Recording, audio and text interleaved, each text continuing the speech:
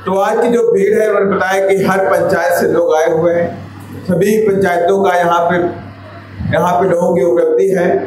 लेकिन मैं आप सबसे कहना भी चाहता हूँ कि बहुजन समाज पार्टी कार्यकर्ता बेस की पार्टी है और जब तक कार्यकर्ता बीएसपी के मजबूत नहीं बनेंगे तो हम आगे चुनाव जीतने में हमें दिक्कतें आती। इसी क्रम में माननीय बहन जी के निर्देशन में पूरे देश के अंदर फिर से एक बार नीली क्रांति के रूप में पूरे देश के अंदर बहुजन समाज पार्टी अपने कार्यकर्ताओं की फौज को खड़ा कर रही है। और ये मात्र पार्टी के जो कार्यकर्ता हैं, पार्टी के कार्यकर्ता ही नहीं है, इस मिशन और मूवमेंट के इस आंदोलन को सिपाही भी, क्योंकि पूरे देश के अंदर दबे कुचले वंचित समाज के लोग आज भी पूरे आशा और उम्मीद की निगाहों से बहुजन समाज पार्टी की तरफ देखते हैं कि इस देश में लंबे अरसे के बाद आज़ादी खत्म होने के बाद भी, आज़ादी होने के बाद 73 साल हो गए, गुलामी खत्म होने के बाद भी आज लंबे अरसे तक इस देश में गरीबी है, छुआछूत है, उच्च नीच है, जातिवाद की भावना है, ये तमाम अत्याचार हैं। अभी भ्रष्टाचार को लेकर उदय प्रताप जी ने बताया, आनंद जी ने भी बताया कि किस तरह से ये भ्रष्टाचार है जमीन तक पहुंच गया। ये कैसे खत्म होगा?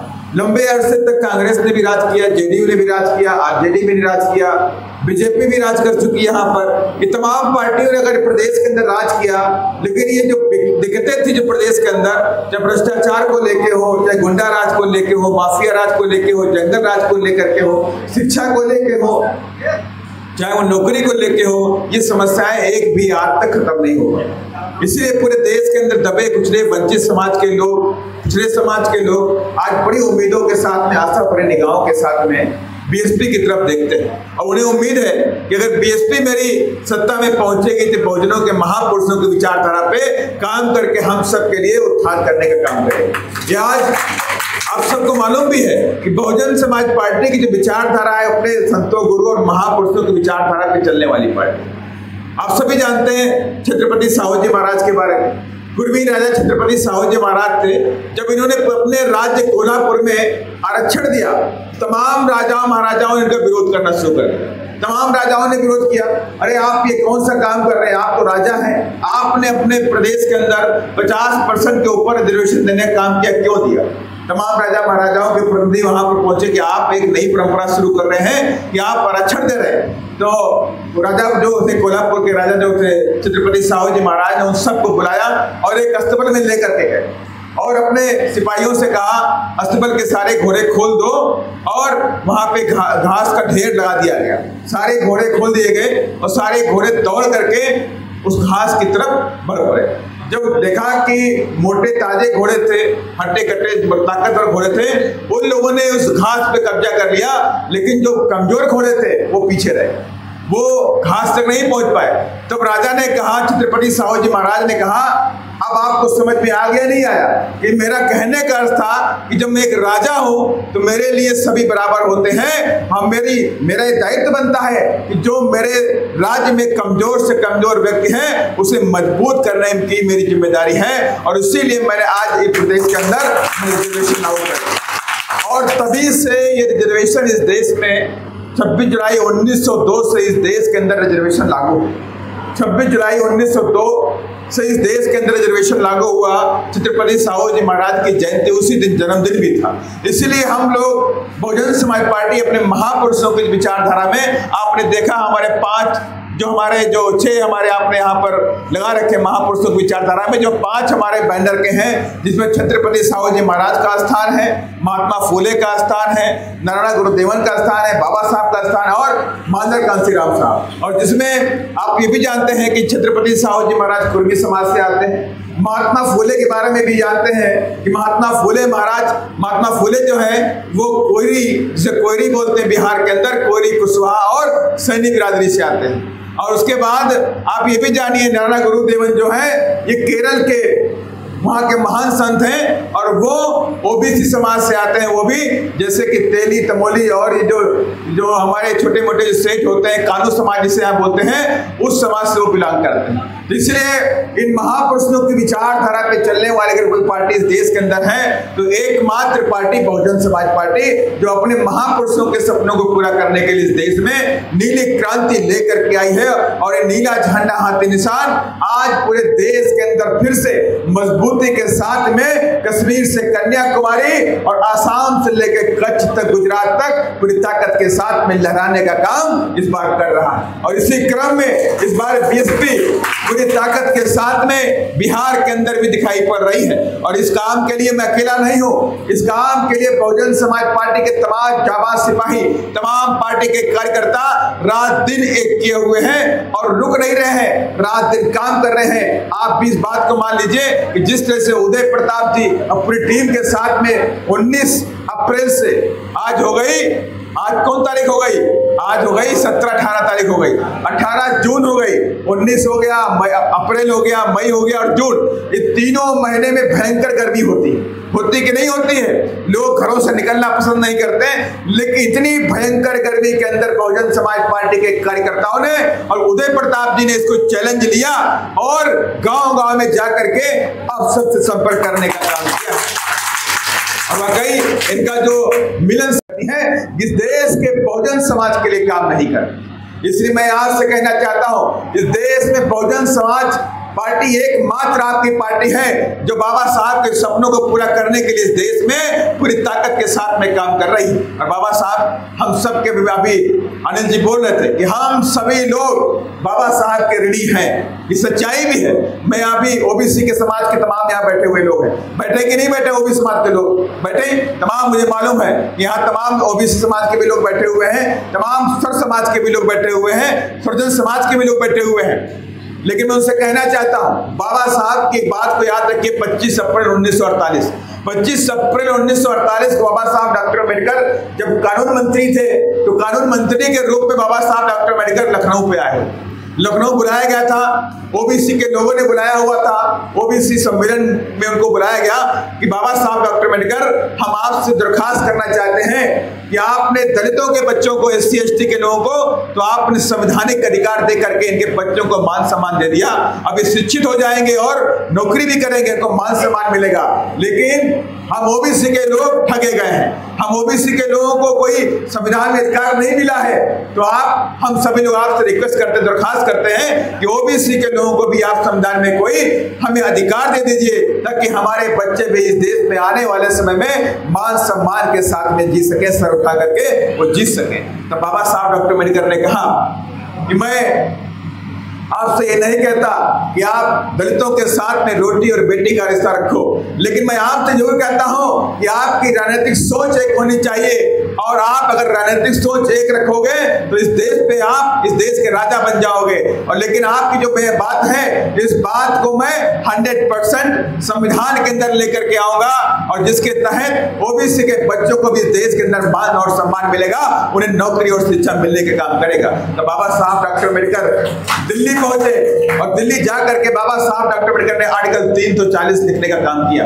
और आर्टिकल 340 में कहा कि मैं आप जो आर्टिकल 340 लिख रहा हूं उसके तहत इस देश की सरकार और स्टेट की सरकारें ओबीसी के लोगों की सर्वे करेंगी, उनकी बैकवर्डनेस के बारे में, कि माने कि सामाजिक पिछड़ापन कितना उनके अंदर है, आर्थिक पिछड़ापन कितना उनके अंदर है, शैक्षिक पिछड़ापन कितना उसके अंदर है। इस बात का सर्वे करके केंद्र की सरकार प्रदेशों के अंदर ओबीसी के लोगों को रिजर्वेशन देने का काम करेंगे उनके जनसंख्या के आधार पर। ये बात बाबा साहब डॉक्टर अम्बेडकर ने आर्टिकल 340 में संविधान में लिखने का काम किया। और बाबा साहब ने यह भी कहा कि आप बड़े भाई हो, ओबीसी के लोगों कहा कि आप बड़े भाई हो और इस SC ST के लोग हैं आपके छोटे भाई।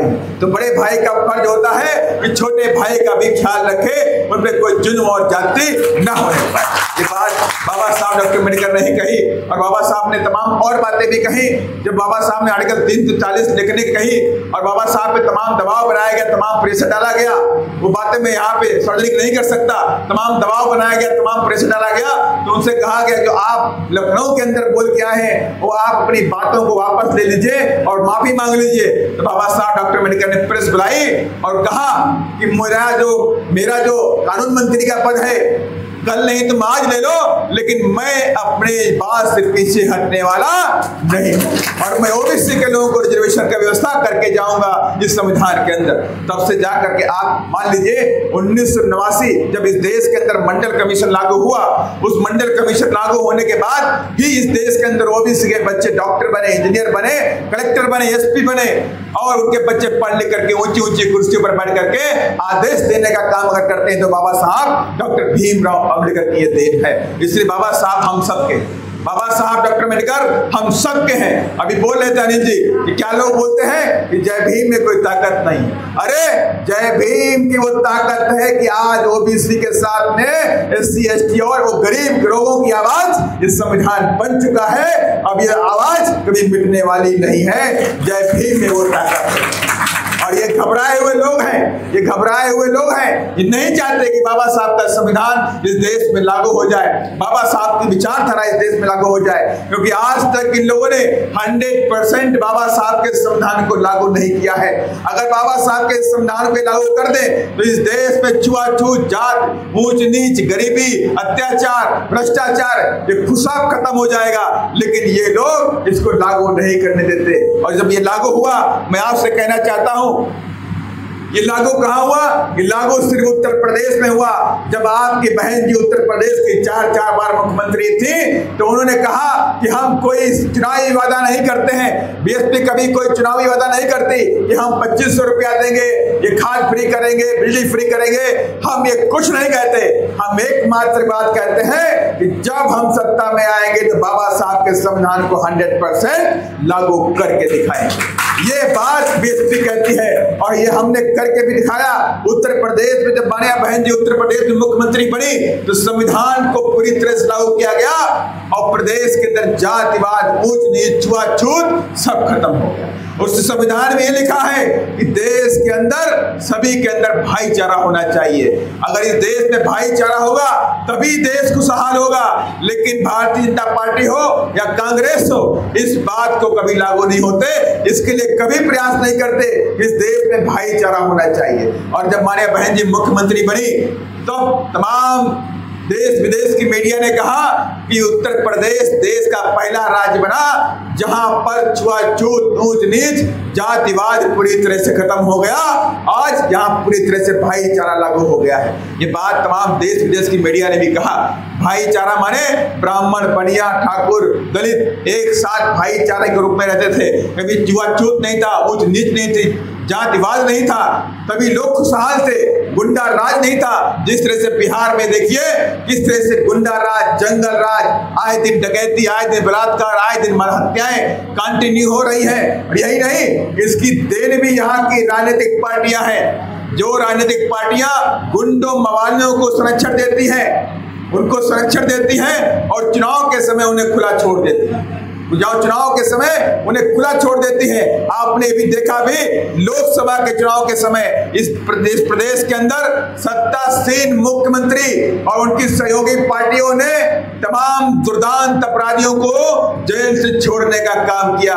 बीएसपी कहती है माफियाओं को, गुंडों को, डकैतों को इनकी सही जगह क्या है? जेल की सलाखें हैं, इनको बाहर नहीं आने देंगे। लेकिन यहाँ की राजनीतिक पार्टियां बोलती हैं गुंडे, मवाली, बलात्कारियों, चुनाव आ जाए हम आपको बाहर निकाल लेंगे। यही हम में और उनमें सोच में फर्क है। हम कहते हैं बाबा साहब का संविधान लागू होगा, हम चाहते हैं प्रदेश के अंदर भ्रष्टाचार खत्म होगा, छुआछूत खत्म होगी, ऊंच नीच की भावना खत्म होगी और प्रदेश में स्कूल बनाए जाएंगे, डिग्री कॉलेज खोले जाएंगे, यूनिवर्सिटी खोली जाएंगी, बैकलॉग पढ़ा जाएगा। ये बीएसपी कहती है। बीएसपी ये नहीं कहती कि हम 2500 रुपया देंगे, 3000 रुपए देंगे। हम ये नहीं कहते हैं। हम कहते हैं प्रदेश के अंदर शिक्षा फ्री की जाएगी। क्या कहते हैं? शिक्षा को फ्री करेंगे। गरीबों के बच्चों की शिक्षा को डंके की चोट पे कहते हैं इसको फ्री करने का काम बिहार में बीएसपी करेगा।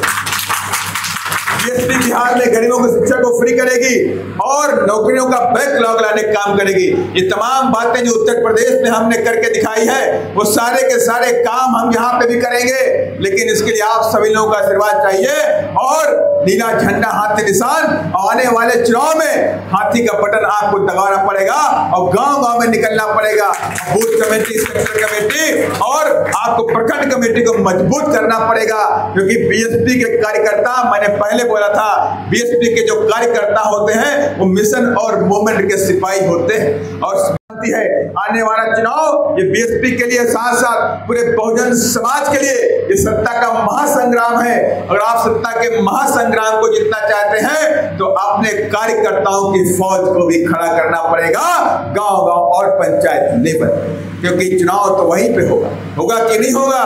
जब जिस दिन चुनाव होगा उसी दिन वो मेरे पंचायत के कार्यकर्ता और मेरे बूथ के कार्यकर्ता जाबाज सिपाही बनकर के नीला झंडा हाथ निशान लेकर के जय घोष के नारे के साथ में घर घर विधानसभा को जिताने का काम मेरे कार्यकर्ता ही करने वाले हैं। और मुझे पूरी आशा और विश्वास है, जिस तरह से आज जन सैलाब उमड़ा है, आज दिनारा के अंदर भी जन सैलाब उमड़ा था और करघर में भी ये जन सैलाब उमड़ा है। इस जन सैलाब को मुझे देख करके लग रहा है कि करघर से हाथी जीत करके पटना जाने वाला है, कोई रोक नहीं सकता, कोई रोक नहीं सकता। यही मेरी उम्मीद है आप सभी लोगों से कि आप वही फिर से अगली बार समीक्षा होगी।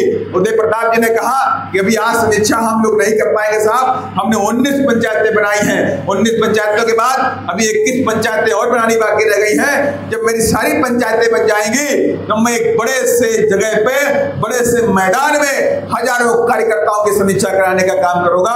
ये मुझे पूरी आशा विश्वास है कि आपकी मैं बात को मानता हूं और जल्द से जल्द हम दोबारा फिर से मिलेंगे और तमाम उन बातों के साथ में, क्योंकि मैं जान रहा हूं कि आप सभी लोग 11-12 बजे से यहाँ बैठे हुए हैं और 5:30 बज गया है, तो मैं अपनी बात कहीं पे खत्म करता हूं।